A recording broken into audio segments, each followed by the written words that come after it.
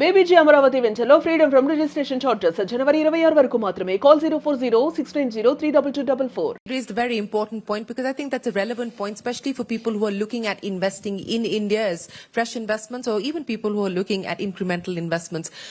Policy continuity, tax certainty, policy predictability, political continuity as well. Decisions that you may have taken may get overturned by another government, by another dispensation, as was the case with Sumant. In this case, it actually worked to his advantage. But, how do you allay those apprehensions? How do you allay some of those concerns that investors may have? I mean, that is a challenge for the entire political system. I mean, if you look at it globally, to be fair, I think the Indian political system definitely looks a lot better. Saying that, I believe that there's greater maturity now coming in, and it requires greater discussion. But behind, all the investments, we're talking about, X amount of dollars or Y amount of land that's required. But the most fundamental point is the number of jobs we're going to create. And that is the narrative that this time around, as a state, we're very focused upon. It's important to explain to people that what's the impact that each of these investments will have and the kind of jobs it's going to create. So you create a very strong momentum so that things cannot be overturned. Yes, things have been reversed in the past, but I believe it's been an isolated incident for Andhra Pradesh in one administration.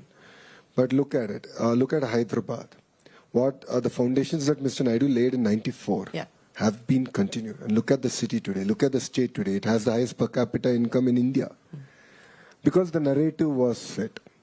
So it's equally important for the politicians to not just look at this from an investment perspective, but also build a narrative so strong that whoever comes, I believe that there'll never be a change in Andhra Pradesh. India will be governing Andhra Pradesh for the foreseeable future.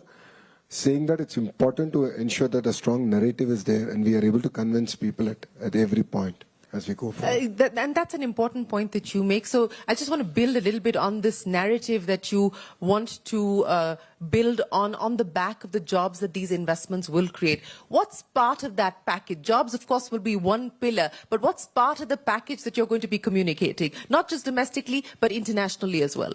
No, see, as a state, we have a clear direction, right? We have the Swarnandhra mission, which is where we see Andhra Pradesh in 2047. So we have clear targets, we have clear sectors. We just spoke about manufacturing and the importance of, speed in manufacturing. I also believe that the way we have looked at it is a cluster-based approach. I've had opportunity to share that with you.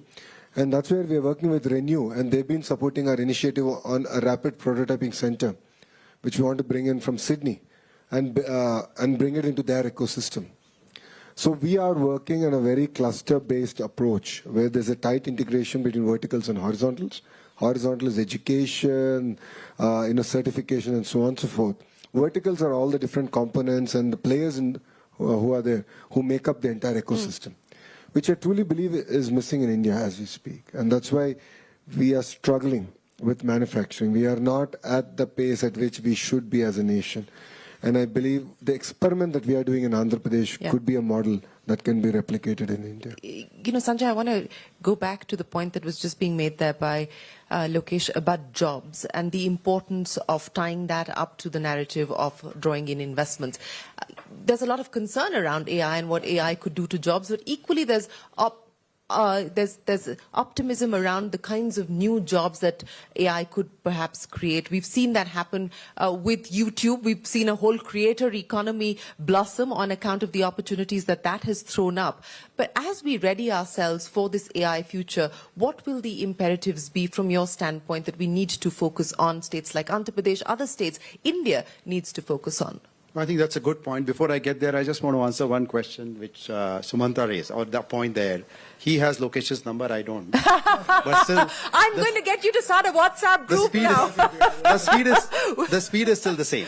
I think the point is, I think the governance is working because of transparency and commitment to get investment going. And that's a good point in favor of what Andhra is able to pull off. To come back to your question, it's such an important point what Lokesh made and you made. I think AI needs to be deployed not only for business productivity, but for governance in the state. And I think that's an important thing we shouldn't lose sight of. And what do people want in society? They want good governance, they want jobs, they want better incomes. And I feel AI-powered governance is the really way forward. And I have 4 themes around there, which I'll call AI-powered, what I call Seva.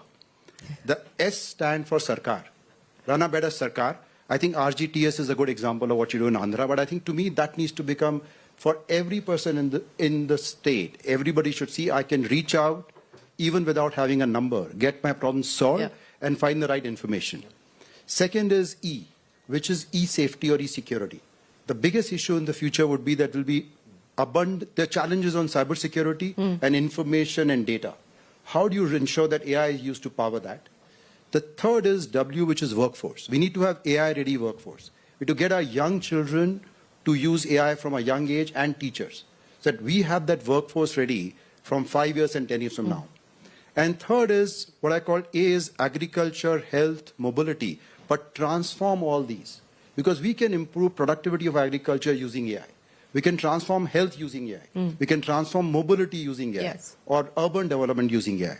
So I feel we need to get ready together as basically whether it is people who are creating applications or people like us or governance to do AI Seva, to really make a difference. If society is happy, if people are happy, if I earn more money, then I'm willing to believe and invest more time and energy. No, absolutely. That's a great point that you make. Technology for the sake of technology has no purpose. It has to be put to use for people. I'm going to get wrap-up comments from each one of you. And Jatin, let me start by asking you, since we're talking about the fast lane, investing at the speed of growth, you're a numbers man. So what is the one number that we should focus on from the state's point of view that they should get done? From state's point of view, not from Cognizant point of view? Both. It could be Cognizant and what Cognizant can do for the state. I think jobs is one thing, but I would say slightly differently. I think, as I mentioned, rebirth of services. I think what we should see is what we are getting to Vizag in terms of different services, newer services, which can run for another 25 years, which can create next set of entrepreneurs and next set of professionals that IT services creators started from here. So I think the key is not so much quantitative to your question, but qualitatively why the new services should come to Vizag. And I'll just take one more minute. The fear of, I can assure you people sitting in this room and watching that, take this fear of jobs around AI out. We have been here when package implementation first came, people said, you are doing all application development. If now there is SAP Oracle, who will come to you? When cloud came, we were managing millions of network elements, databases, and servers on premise. People said, who will come to you now for infrastructure management? Now it's cloud.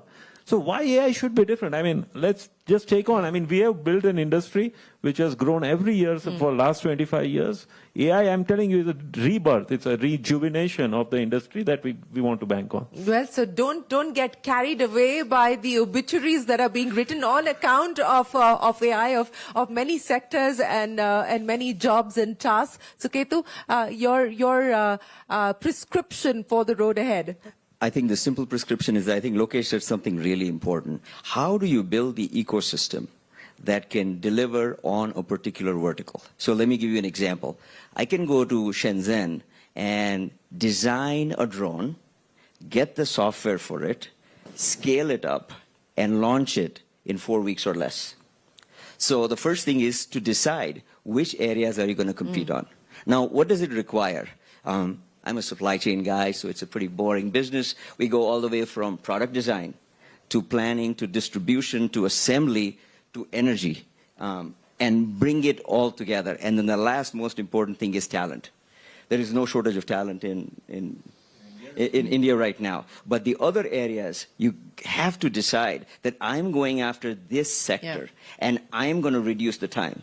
I would say anything that takes longer than 12 weeks to execute is too long. What used to be years is months. What used to be months is weeks. And what used to be weeks, Google has, I think they've changed the time clock. It's what, milliseconds, nano? I don't know what they did, but it runs faster. So those are what I would call strategic choices to make if you're going to take advantage of what you have. And we have seen it consistently that if you do that, the payoff is non-trivial. It's not a linear payoff model. It's an exponential payoff model. But Sumant? it's a choice. It is a choice. You're absolutely long-term decisions indeed, and ones that have to be strategic and smart. Lokesh, I'll give you the final word then. If we are going to head on to the fast lane, where are we today in terms of which gear you believe the government is at, and which gear would you like to be, and how soon can you get to that? Before I answer your question, I think what Sumanji said is a very, very important point. And that's where CM came out with this P4 program. So in the past, we had P3, a private-public partnership. Now add people to it. Yeah. Look at any developed country, right? The gap between the haves and have-nots is just growing. And that's where we believe that all of us have a greater role to play, a greater commitment to society. It's part of our Indian culture. It's not simply about giving a handout, but it's about counseling, guiding, nurturing those aspirations and pulling people out of the cycle of poverty. Generally we see a trend where, I made X amount of money, I want to give this much money back.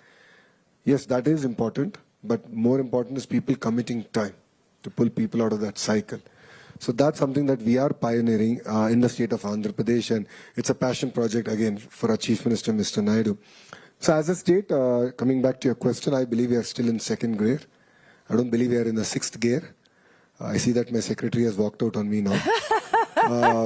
But I believe this is the beginning. This is the new India. I believe that India can show the way.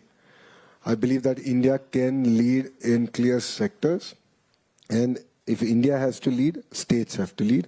And states like Andhra Pradesh have a very, very important role to play.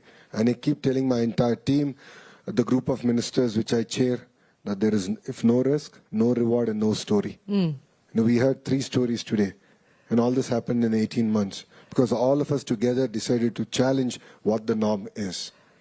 So that is the new Andhra Pradesh. So 5 years on, what would the Andhra Pradesh story look like? So the aspiration, so we have about 1,000 projects in pipeline now. And our focus, as all the leaders on the dais have said, is to focus on execution. This we believe will actually take us to the $500 billion mark in terms of GDP. So that is what I believe the true outcome by which we want to measure ourselves. And again, just to go back, as Sinaji has said, it's important now to look at whether these fruits of these outcomes are actually translating down all the way to the farmer, to the housewife who's taking care of the house really well. We have to ensure that this translates to them. It creates, improves the quality of living and improves the per capita income. Well, thank you very much to each one of you for sharing your individual stories, but more importantly, sharing the roadmap that you believe that India and the state of Andhra Pradesh must take forward to ensure that we see faster growth, we see better quality of growth, and we see more secular and inclusive growth. And as must have been very evident here, I am going to start a WhatsApp group. I shall be the admin. I shall be the admin of that group, at least as far as this particular panel is concerned. And may we see more stories flourish, not just in the state of Andhra Pradesh, but of course in India. From all of us here, from Davos, from the Davos Dialogue and the Davos Debate, many thanks for watching. Stay tuned to CNBC TV 18. We'll be right back with you. The news continues.